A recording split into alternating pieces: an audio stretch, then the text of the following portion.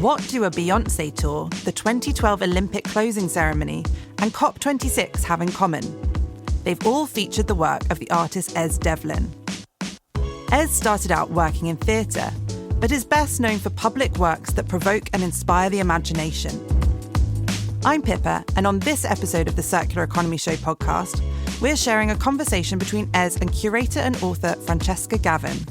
The pair spoke at the MacArthur Foundation's Summit 23, a gathering of the Foundation's network of businesses, policymakers, philanthropic organisations and institutions to accelerate the transition to a circular economy.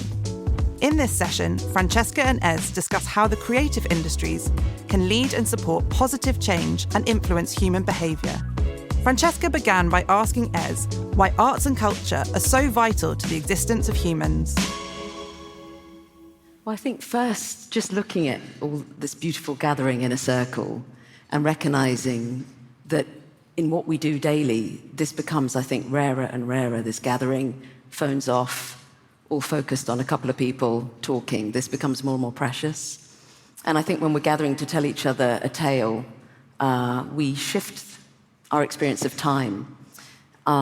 Something that the wonderful choreographer Akram Khan said to me during the lockdown when I asked him, what are you missing most while theatre is temporarily extinct? And he said, I miss the way that time passes when I'm on a stage, because I put away clock time and I engage with a deeper ocean time. I engage with a time that's about storytelling time, a time that's from your mother's womb time, different time. And we engage in that in very precious few moments. And when we do engage in it, we realize, something Carmody Michael, you might know, Carmody Gray, wonderful theologist. She was talking about sustainability, and she said to us, gathered at a talk with her, she said, sustainability is clearly very important, but what are we sustaining? What type of life, what type of quality of engagement do we actually want to sustain? Let's ask ourselves that. And I think this type of gathering, listening, phones off to what we're saying, is a gorgeous thing to sustain. I think another one, I come back, another thing that I really think of as a curator and a writer is the importance of narrative and metaphor. I think so many times we live in a world where we are formed by our narratives. If you even think going back to something like Aristophanes or like ancient Greek myth, these are like the archetypes that have fundamentally formed how human beings see themselves and how they function in the world. In particular, our relationship to nature is very much formed by the Enlightenment and this differentiation between the human and the natural world. And I'm curious, from your experience, what your feelings are about how to find new narratives and new metaphors and that role. I think also seeing, as the Greeks did, the theatre as a rehearsal society. That was the purpose of the Greek theatre, was to rehearse situations so that those in the audience would be better prepared to encounter them. And some of the work that I've done, I was talking to you earlier about with the London Wildlife Trust. When I asked them specifically what could an artist do to support their work, he said, look, we can help with habitat conservation, and getting involved in policy and planning. But what we want artists to do is to make a habitat for non-human species within the imagination of the humans. And it's just a basic thing that every time a species comes within your path, if you even know its name, then you make a room for it in your imagination. And that basic piece of just allowing habitats in the imagination is actually critical to the prevention of extinction of non-human species. Yes, I think that's also, I've done a lot of exhibitions around mushrooms, which have been immensely popular. Like 1,500 people came a day to see a mushroom show, which is quite a weird thing.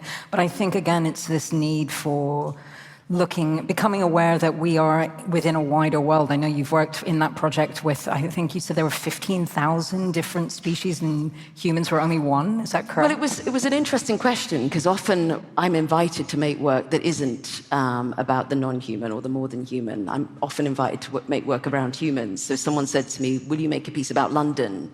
And I said, well, what about, let's examine, the species of Londoners. Mm-hmm. And of course, there are 15,000 species of Londoners, of which one is human.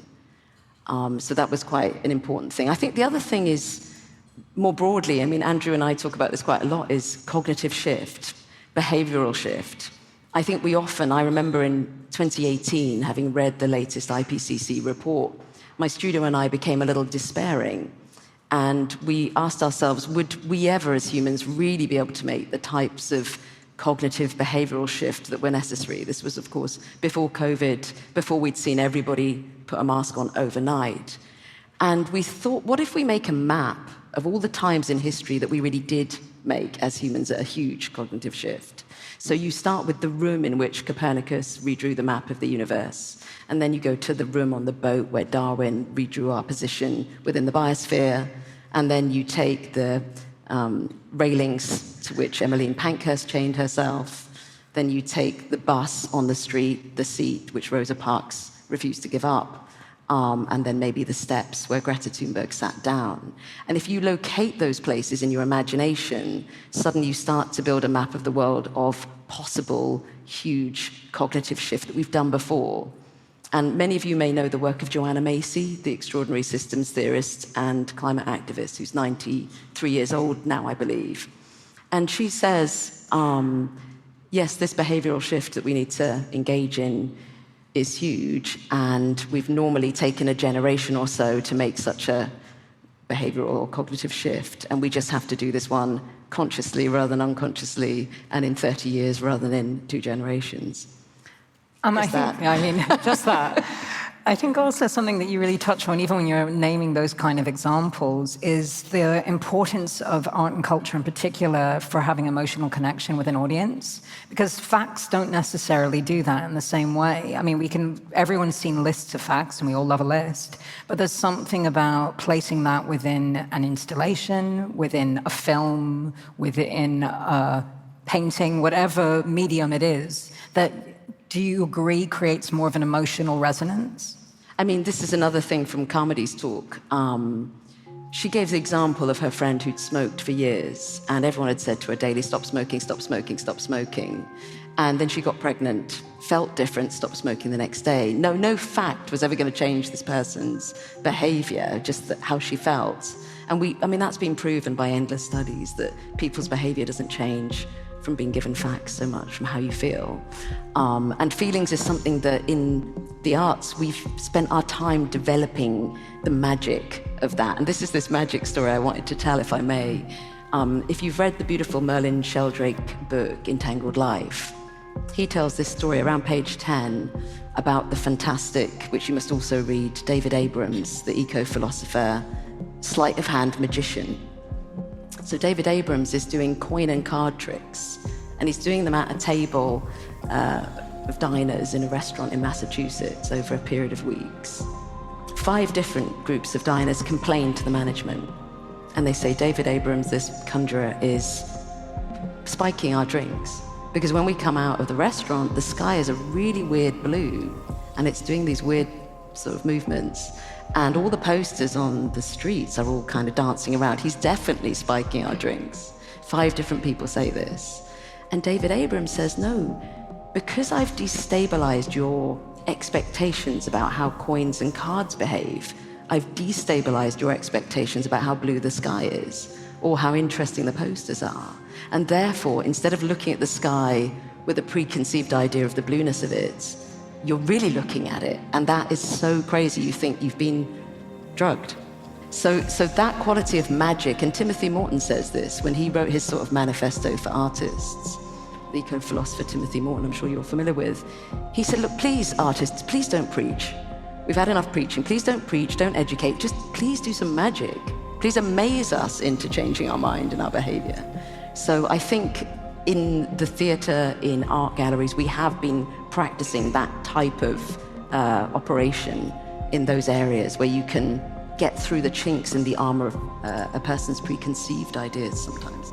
I'm thinking about a lot of the great artworks of the 20th century that are narrative-based. A lot of them, let's say, within a climate context, have highlighted the dystopian, the negative, the horror stories. I mean, lots of wonderful science fiction has come out of that.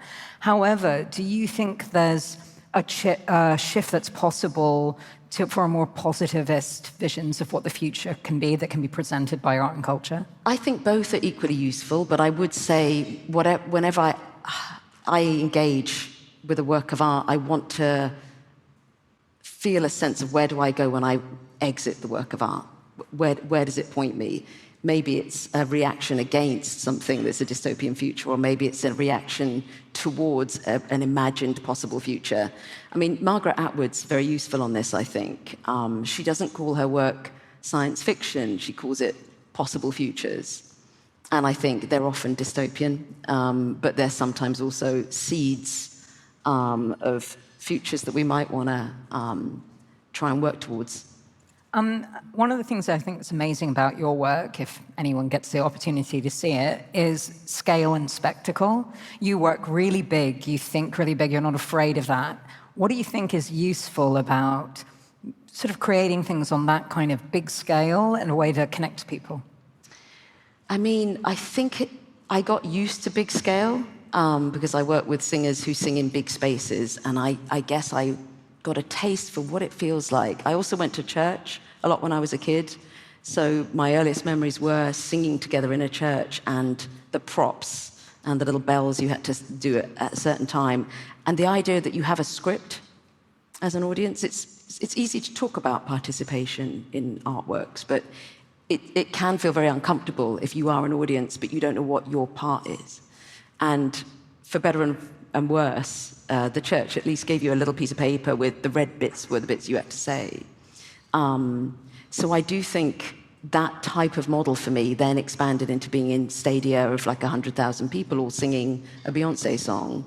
And I liked how it felt when we were all singing the same song. Mm-hmm. Sometimes a cappella. I remember at Glastonbury, 250,000 people all singing Someone Like You the day after the Brexit referendum results, and everybody weeping because it was a ritual place that we could all emote together. And again, coming back to what do we want to sustain about being human? That's one of the things I would like to sustain. I mean, I always argue that places like the Tate, in a way, are the contemporary version of cathedrals. Yes. Yeah. And that we as viewers are looking for profound experiences. We still watch, everyone's watching television for narratives that we want to connect to. We want to see things that live out different ways of being and make ideas of different ways of being seem possible or of existence. I think so. I mean, Joanna Macy talks about her phrase, come home again, really comes from, she says, now we can relinquish our isolation. We can come home to our mutual belonging. And the way she sees it is a process of separation of the ritual that was the gathering of scent, sound, light, song in the great ritual spaces of the past, being siloed out, sort of at the time of the enclosures, one might say. You're enclosing the commons and you're enclosing the imagination. You're taking the scent out and putting it in a bottle. You're taking the art out and putting it in a white cube gallery. You're taking the music out and putting it on a record. So that synesthetic ritual experience is something that is innate in our bodies, and it's this little fraction of history that we happen to be living through where we haven't done that. So I think returning to a sense of being connected with the rest of the biosphere. And one of the pieces that may or may not be flicking up, because I can't see them all, it's a piece called Forest of Us that I made. I was going to bring it up, actually. I think it's on in Miami. It's still on. And it was based out of a really simple observation, because I didn't really study science very much when I was a kid. Most of you who understand science at all may find this a really banal revelation. But to me, it was exciting. When I read James Gleick's book, Chaos, which was written in 1987, and I really recommend anyone who's not read it to read it, he just sort of revealed to me that there is a bifurcating equation that kind of governs everything that looks similar, that you kind of suspect is connected. So the way that your arteries divide, the way that any tree bifurcates, the way that water bifurcates when it rolls down your windscreen, and if you get into it, the way that the stock exchange variables happen, all of these, as many of people who've read this book know, are all based on the same kind of math. So when you look at an X-ray of your own lungs, they look exactly like a pair of trees. And of course they would, because they're just a gas exchange mechanism being effective, just exchanging carbon dioxide for oxygen. And anyone who studied biology knows that, but I hadn't, and I didn't. And I thought, well, if I haven't, maybe a lot of people haven't. So the piece of work that I made is a really short 2.5-minute film, a bit like an advert, but it's not selling you anything you have to buy. It's selling you this idea that you might remember. And whenever you then look at a tree or breathe, you remember that these two things couldn't happen without one another. And the piece is quite big and spectacular, and you walk through a maze based on it. So you kind of can't forget it because you live it. And I think it's easy for us to forget facts, but we do remember places where we hear facts. So this room is important because the conversations that you're hearing today are in this room. So when anything you remember from today, you'll remember in relation to those swirly things and these little dots and the quality of haze in the air. That's all located in each thing that you're remembering today. So the places are important that surround the conversations. When we talk about the circular economy, we often think about the technical aspects of transitioning away from the linear economy. But what Es reminds us of is the importance of inspiring people along the way. I hope you've enjoyed this episode of the Circular Economy Show podcast. We'll be back next week with another conversation from Summit 23. See you then.